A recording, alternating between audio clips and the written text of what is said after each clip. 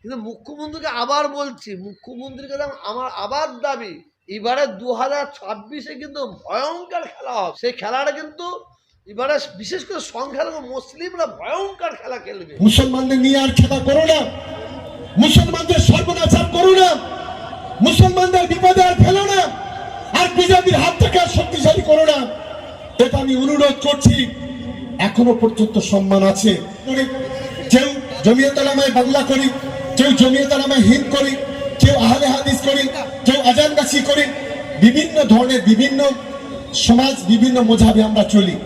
আপনি দেখেছেন কোথাও জমিয়ত উলামায়ে বাংলা বলুন, জমিয়ত উলামায়ে হিন্দ বলুন, আজানগাছি বলুন, আহলে হাদিস বলুন, তাদের যারা নেতা আছে তারা কখনো আজকে মানুষকে বিপদে পরিচালিত করার জন্য, আজকে নিজের স্বার্থ চরিতার্থ করার জন্য বিজেপির সঙ্গে কোলাকুলি করেছে? না, করেনি। আমরা যারা হিজবুল্লাহ করি, আমরা যারা ফুরফুরা শরীফকে মানি, আমরা যারা মুজাদ্দেদে জামান দাদা হুজুর কেবলাকে মানি, আমরা যারা 52 জেলার পীর বলি, আজকে সেই তাদের ঘরে 2-4টে সন্তান আছে, তারা নিজেদের স্বার্থ চরিতার্থ করার জন্য, পয়সা কামানোর জন্য আজকে তারা বিভিন্ন ভাবে এক এক সময় এক এক ধরনের কথা বলে বাংলার সংখ্যালঘু সমাজটাকে আজকের মেলামাইন করতে চাইছে, বিপদে পরিচালিত করতে চাইছে। আমাদের সতর্ক হতে হবে। ভাঙড়, কালিং সহ গোটা বাংলার সংখ্যালঘু সমাজ, তাদেরকে এই দালালগুলোকে চিনে নিতে হবে, তবে আমরা নির্দিষ্ট লক্ষ্যে আমরা পৌঁছাতে পারবো। আমার আত্মবিশ্বাস, আমার বাংলার সংখ্যালঘু ভাই বোনেরা, আমার ভাঙড়ের সংখ্যালঘু ভাই বোনেরা, আমরা একটা পরিবার। আজকের মমতা বন্দ্যোপাধ্যায়ের পাশে থেকে আগামী দিনে আমাদের লড়াইটা করতে হবে।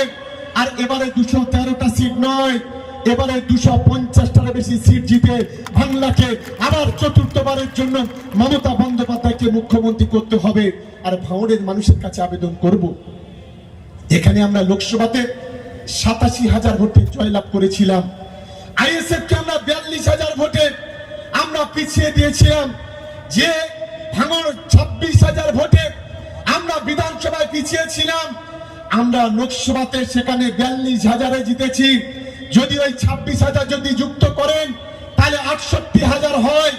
হারা জায়গা থেকে আমরা প্রায় আইএসএফ থেকে 68,000 ভোটে আমরা এগিয়ে, আর বিজেপি থেকে 87,000 ভোটে এগিয়ে। লোকসভার পরে অনেক গঙ্গা যমুনা থেকে অনেক জল গড়িয়েছে। আমাদের অনেক আইএসএফ এর বিধায়ক, অনেক আইএসএফ এর পঞ্চায়েত সমিতির মেম্বার, অনেক সাধারণ কর্মীরা তারা আজকের মমতা বন্দ্যোপাধ্যায়ের সঙ্গে সামিল হয়েছে, দলে সামিল হয়েছে।